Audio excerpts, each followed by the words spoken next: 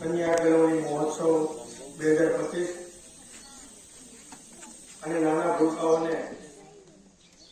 એક નવી ફૂલ વાટિકાની અંદર પ્રવેશ આપવાનો ઉત્સવ એટલે આપણો પ્રવેશોત્સવ।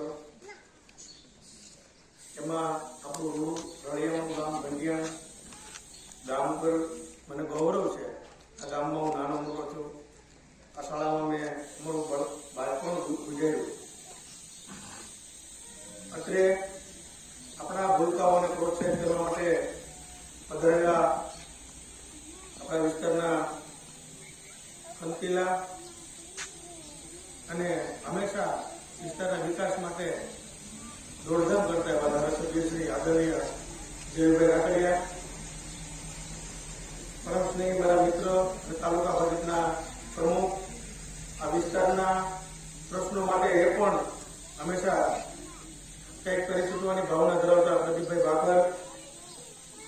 શહેર ભાજપના પ્રમુખ સ્નેહી શ્રી ઘનશ્યામભાઈ ચાંદ્રાણી, શિક્ષણ સમિતિના પૂર્વ ચેરમેન તેમજ ભારતીય જનતા પક્ષની અંદર વિવિધ ઘણા બધા હોદ્દા ભૂતકાળમાં જેણે સારી રીતે કામગીરી કરી અને પાર પાડ્યા છે એવા આદરણીય દિલુભાઈ કોટડિયા સાહેબ, આ ગામના પ્રથમ નાગરિક મિત્ર કલ્પેશભાઈ સોજિત્રા, પૂર્વ સરપંચ શ્રી પ્રવીણભાઈ સોજિત્રા, ઉપસરપંચ શ્રી રમેશ કાકા, ચંદુ કાકા, નામ તો બધાને લઈ શકીએ આપણે, પરંતુ ખાસ આ વીસીના અધ્યક્ષ શ્રી વિપુલભાઈ, શાળાના આચાર્ય શ્રી, તમામ સ્ટાફ,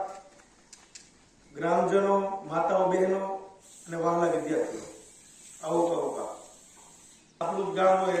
અહીંયા કઈ બોલવું આપણા ગામના ભૂલકાઓને જ્યારે વિશેષ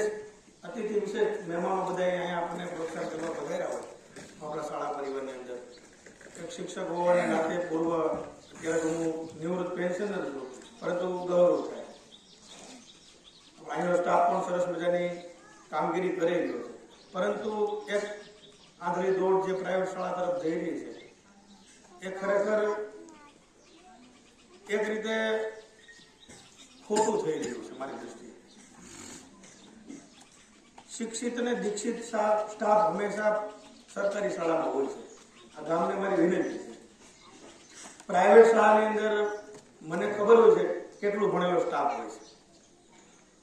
તો હંમેશા આપણો આગ્રહ સરકારી શાળામાં